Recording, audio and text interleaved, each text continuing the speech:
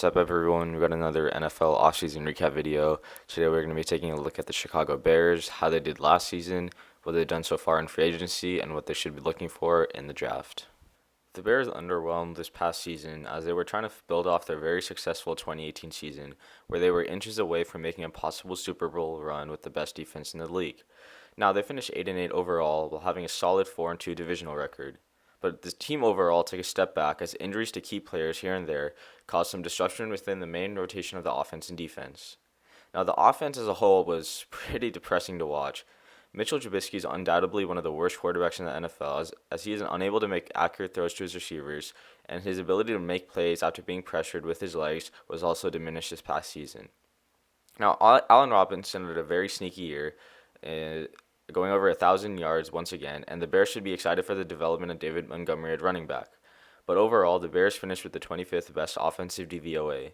And in case you don't know what DVOA is, it is a statistic used by Football Outsiders that calculates the true performance of an offense or defense based on variables like yards per play given up and average yards per down. Now, the defense, on the other hand, was still good, but it wasn't up to the level of their defense last year, which is understandable. Now, no defense has truly ever been able to repeat being the best defense, so some negative regression from the Bears is expected. Kyle Fuller played worse in his All-Pro season last year. Akeem Hicks broke his elbow midway through the season, and Khalil Mack had a relatively down year in which he only got 8.5 sacks as he frequently saw double teams. Now, despite this, the Bears finished with the 8th best defensive DVOA. Now, the Bears were low on cap space, so they tried to create some cap space by releasing slot corner Prince Amukamara, as well as speed demon wide receiver Taylor Gabriel. However, they also kept one of their key linebackers in Danny Trevathan, extending him to a 3-year deal worth $21.75 million. Now, they also released former first-round pick outside linebacker Leonard Floyd, who has been a huge disappointment with the Bears since being a first-round pick back in 2016. Now, finally, Kyle Long, who was a guard, retired, leaving a big hole at guard in the offensive line for the Bears to fix, either in free agency or the draft. The Bears were labeled as some of the biggest losers in free agency, and rightfully so. I want to ask, is Robert Quinn worth a 5-year, $70 million contract at age 30? I understand his production was good this past year with the Cowboys, but how much of it can be attributed to playing opposite DeMarcus Lawrence, who got most of the attention from the O-line of the opposite team? This is the first questionable move by Ryan Pace, giving $14 million to a guy at age 30, and by year 5 he's going to be 35 and probably out of the league. Then Ryan Pace goes out and gets aging tight end Jimmy Graham to a 2-year, $16 million, which not only left me, but the rest of the sports world puzzled. This is a guy that has failed to produce in 2 years with Aaron Rodgers. Do you really think he's going to be able to produce playing with Mitch Trubisky, one of the worst quarterbacks in the league? No, and he's definitely not worth $8 million a year, which they could have used in other areas. And then Ryan Pace makes another weird move and gets overpaid quarterback Nick Foles. Now, this one blew my mind because Foles was definitely overpaid last year by the Jags after having one good season as a starter and one good playoff run in which he won the Super Bowl. Now, I think replacing Trubisky with another quarterback was the right move, but I really don't know if Foles is going to beat out Trubisky. So, in theory, Ryan Pace could be paying over $50 million in just 3 years for a backup QB.